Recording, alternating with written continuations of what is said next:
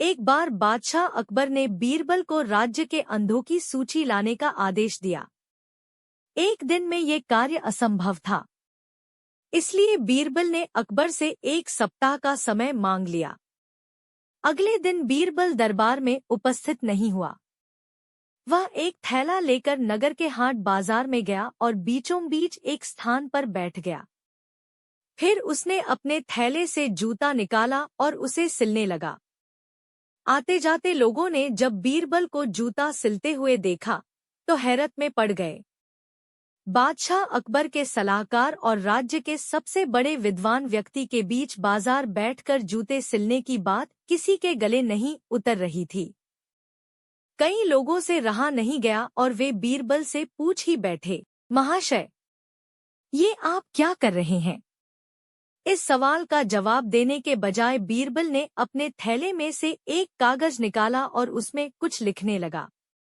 इसी तरह दिन गुजरते रहे और बीरबल का बीच बाजार बैठकर जूते सिलने का सिलसिला जारी रहा। ये आप क्या कर रहे हैं? जब भी ये सवाल पूछा जाता, वह कागज पर कुछ लिखने लगता। धीरे धीरे पूरे नगर में ये बात फैल गई कि बीरबल पागल हो गया है। एक दिन बादशाह अकबर का काफिला उसी बाजार से निकला। जूते सिलते हुए बीरबल पर जब अकबर की दृष्टि पड़ी तो वे बीरबल के पास पहुंचे और सवाल किया, बीरबल, ये क्या कर रहे हो? बीरबल अकबर के सवाल का जवाब देने के बजाय कागज पर कुछ लिखने लगा। ये देख अकबर नाराज हो गए और अपने सैनिकों से बोले, बीरबल को पकड़कर दरबार ले चलो। दरबार में सैनिकों ने बीरबल को अकबर के सामने पेश किया। अकबर बीरबल से बोले, पूरे नगर में ये बात फैली हुई है कि तुम पागल हो गए हो। आज तो हमने भी देख लिया। क्या हो गया है तुम्हें? जवाब में बीरबल ने एक सूची अकबर की ओर बढ़ा दी। अकबर हैरत से उस सूची को देखने लगे। तब बीरबल बोला, जहांपनाह, आपके आदेश अनुसार राज्य के अंधों की सूची तैयार है। आज हफ्ते का आखिरी दिन है और मैंने अपना काम पूरा कर लिया है। सूची काफी लंबी थी।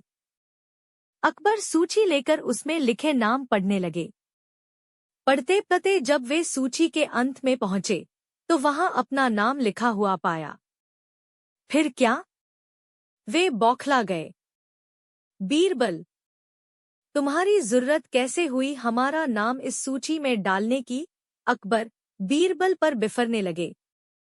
गुस्सा शांत करें हुजूर, मैं सब बता रहा हूँ, कहकर बीरबल बताने लगा। बादशाह सलामत, पिछले 1 सप्ताह से मैं रोज बीच बाजार जाकर जूते सिल रहा था। मेरे क्रियाकलाप हर आते जाते व्यक्ति को नजर आ रहे थे।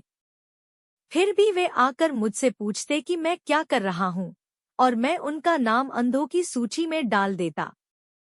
सब आंखें होते हुए भी अंधे थे हुजूर।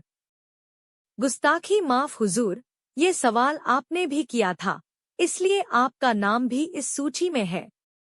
अब अकबर क्या कहते? वे निरुत्तर हो गए।